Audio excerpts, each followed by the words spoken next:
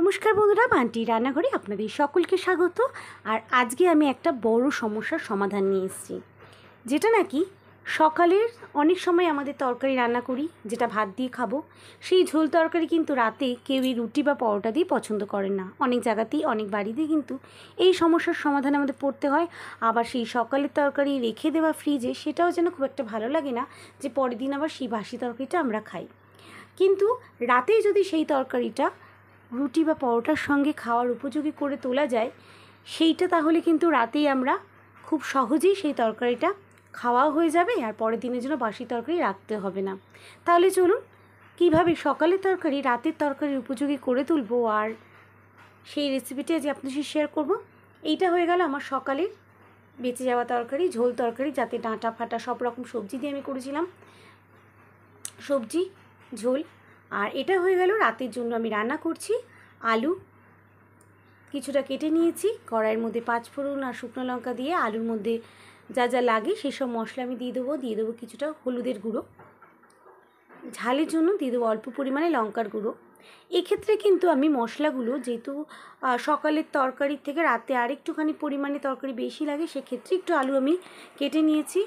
আর সেই হিসেবে যেহেতু সকালের তরকারিটা আমার আছে, আর রাতের তরকারির জন্য কিন্তু সব কিছু আমি খুব কম পরিমাণে ব্যবহার করব। নর্মালি যে প্লেন তরকারি করার সময় যতটা পরিমাণে করি, তার থেকে কিন্তু একটু কম পরিমাণে সব সবজির মশলাগুলো আমি এর মধ্যে দেবো। যেমন হলুদ গুঁড়ো, লঙ্কা গুঁড়ো, নুন খুব অল্প পরিমাণে দিয়ে কিন্তু আমি তরকারিটাকে রান্না করছি। দিয়ে দিলাম একটা কেটে নেওয়া টমেটোটা দিয়েও কিন্তু আমি ভালো করে কষিয়ে নেবো, যেভাবে আমরা রাতে সবজি করি সাধারণত রুটি বা পরোটা দিয়ে খাওয়ার জন্য, সেইভাবেই কিন্তু আমি রান্না করব। শুধু মশলাগুলো আমি একটু সাধারণ মশলার থেকে একটু কম পরিমাণে দিলাম। এটা কিন্তু ভালো করে নাড়াচাড়া করে নেব।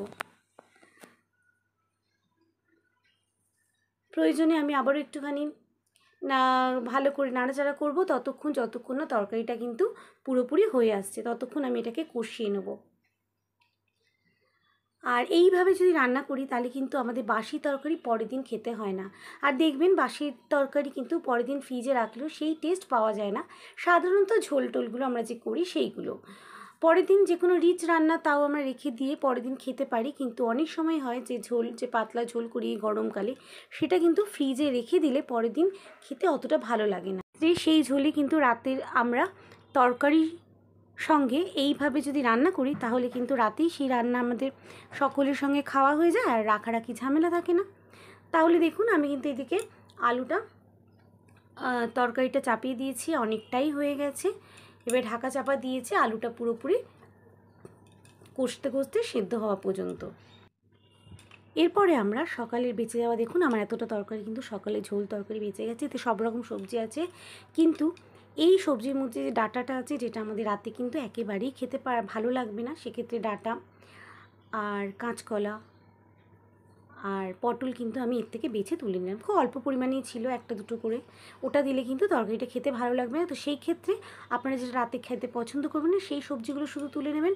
বাকি আমার ঝোল আর আলু এতটা রয়ে গেছে, এটাই কিন্তু আমি এবারে এই সবজিটার মধ্যে ব্যবহার করব। দেখতেই পাচ্ছেন মশলা দিয়ে কষিয়ে নিয়েছি। সবজিটা কিন্তু কষতে আলুটা ম্যাক্সিমাম সেদ্ধ হয়ে গেছে, যেহেতু টমেটোর জুসে আলুটা সেদ্ধ হয়েছে, আর ঢাকা চাপা দিয়ে দেওয়ার ফলে কিন্তু সেদ্ধ হয়ে গেছে। এতে কিন্তু আমি কোনো রকম জল অ্যাড করব না। প্রথমেই সকালে বেঁচে যাওয়া ঝোল আর আলুগুলো কিন্তু আলু আছে, কুমড়ো আছে, এটা রাতের তরকারিতে চলে যায়, তো সেক্ষেত্রে আমি সেগুলো কিন্তু দিয়ে দিলাম। দেখতেই পাচ্ছেন তাই ঝোলটা ছিল, তো কতটা ঝোল এতে হয়ে গেল অ্যাড। তাই জন্য এই প্রয়োজন বুঝলে কিন্তু আগে ঝোল অ্যাড করব তরকারি সমেত, তারপরে প্রয়োজন হলে কিন্তু আপনারা একটু গরম জল এতে অ্যাড করতে পারেন। সেক্ষেত্রে অ্যাডজাস্টেবল হবে রাতের তরকারিটা, আর বাড়ির সকলেই কিন্তু বুঝতেই পারবে না যে আপনি কিভাবে সকালের তরকারিটা রাতের উপযোগী করে তুলেছেন খাবারে। দেখতেই পাচ্ছেন এতে যা ঝোল আছে তাতে আর একটুখানি গরম জল অ্যাড করলেই রাতের জন্য আমার ঝোল তরকারি হয়ে যাবে। দেখতেই পাচ্ছেন হয়ে গেছে। আর এইভাবেই কিন্তু তরকারিটা আমি করে নিলাম, আর এটা কিন্তু খেতে হয় অসাধারণ।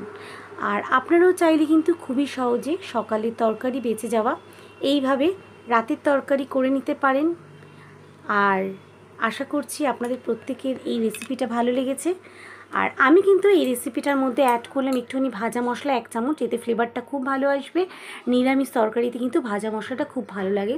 এর মধ্যে একটু গরম মশলাও আছে, বুঝতেই পাচ্ছেন তরকারিটার কতটা টেস্ট হবে। সাধারণ আলু চচ্চড়ি যে এত অসাধারণ হবে সকালের তরকারি দিয়ে, সেটা আপনারা কিন্তু রান্না করে অবশ্যই ঘরে করবেন আর আমাকে জানাবেন কেমন লাগলো। এবারে কিন্তু এই তরকারির সঙ্গে খাওয়ার জন্য আমি রাতে আজকে লুচি করব, তো সেই জন্য কড়াই দিয়ে দিলাম তেল, আর ওদিকে কিন্তু ময়দা আমি মেখে আগে থেকেই রেখেছিলাম। এবারে ভেজে নেব লুচিগুলোকে। এইভাবেই কিন্তু সকালের তরকারি আমরা রাতেও ব্যবহার করে একটা মজার রেসিপি তৈরি করতে পারি।